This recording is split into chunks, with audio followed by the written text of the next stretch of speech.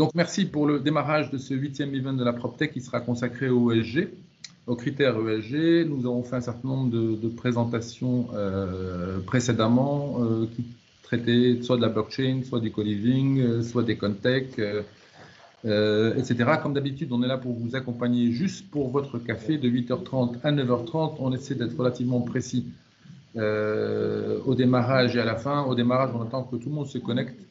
Et c'est mon introduction qui va permettre à tout le monde de nous rejoindre. Pour rappel, les interventions sont filmées et ensuite les interventions sont découpées et sont placées sur notre chaîne YouTube de Lux PropTech. Ça permet effectivement de retrouver tout le monde et tous les events précédents. De quoi parle-t-on lorsqu'on parle de critères ESG, environnement, sociaux et gouvernance, bonne gouvernance? C'est un modèle économique qui a émergé depuis une vingtaine d'années désormais, relatif à la manière dont les produits et les services contribuent à un développement durable. Mettre en avant ces critères ESG, ça consiste à offrir de la valeur à toutes les parties prenantes et à prendre en compte l'impact des actifs immobiliers, à la fois sur les personnes, sur la planète et au-delà pour adopter un comportement responsable. Bon, ce n'est pas un scoop de dire que l'industrie immobilière a un impact important, que ce soit en termes d'énergie, de consommation d'énergie, d'émissions CO2, empreinte carbone, consommation d'eau, production de déchets, c'est le premier producteur de déchets sur la planète, matériaux, extraction des matériaux, etc. Ça, c'est la partie environnementale qu'on connaît, qu'on maîtrise plus ou moins depuis un certain nombre d'années.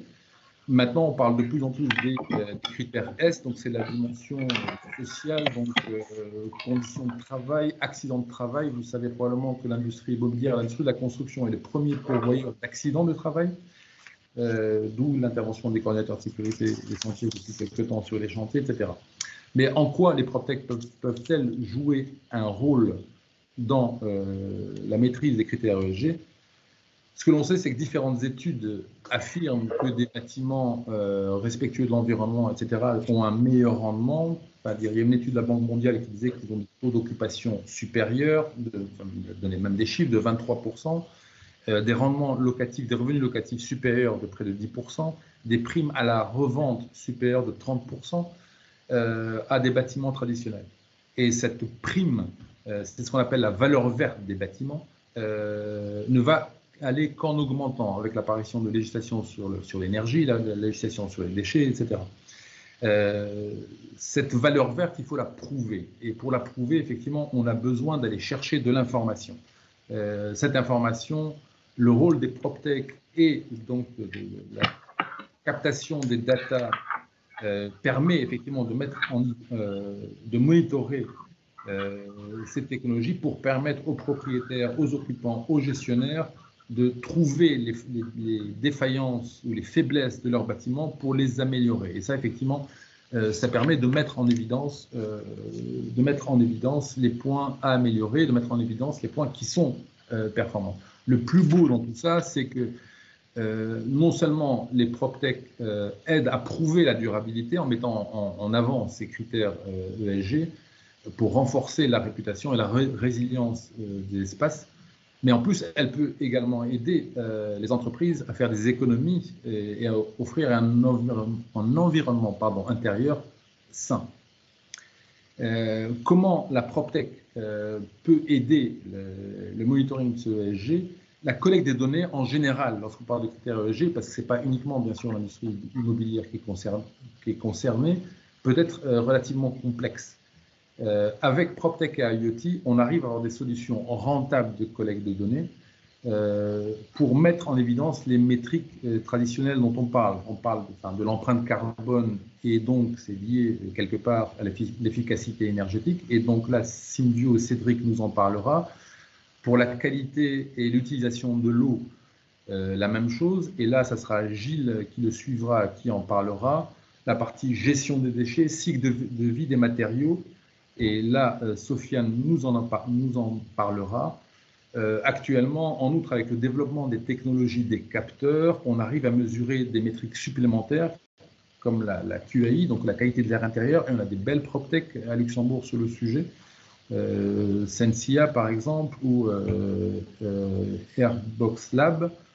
On arrive à mesurer les POP, les polluants organiques permanents, les COV, on arrive à monitorer tout cela. Ce sont des informations, enfin des critères dont on sait qu'ils arrivent à produire un environnement sain pour le bien-être et la productivité des employés.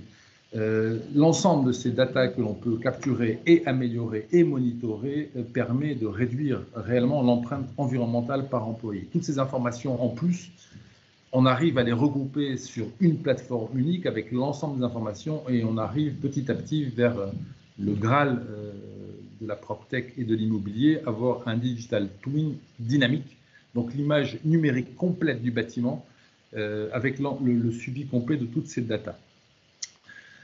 Comme d'habitude, notre event est en anglais et français, nous sommes bilingues.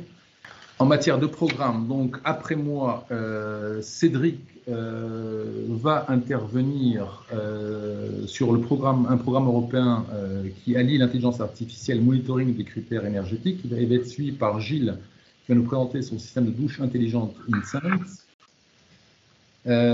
Sofiane de BIMSteel va parler de la construction hors site, qui est un grand sujet, et matériaux, donc construction acier bas carbone. La transition se fera avec Julie de ICO Real Estate sur les nouvelles certifications environnementales que ICO déploie au Luxembourg. Ça, c'est vraiment le critère S, après les trois critères qui avaient trait à l'environnement. Elle sera suivie par Benjamin. Ça, c'est le côté affordability, et ça, je l'introduirai, on comprendra mieux. Et la conclusion sera entre les mains de Thibaut, qui va nous parler effectivement de la gestion de la data et la récupération de la data. Voilà.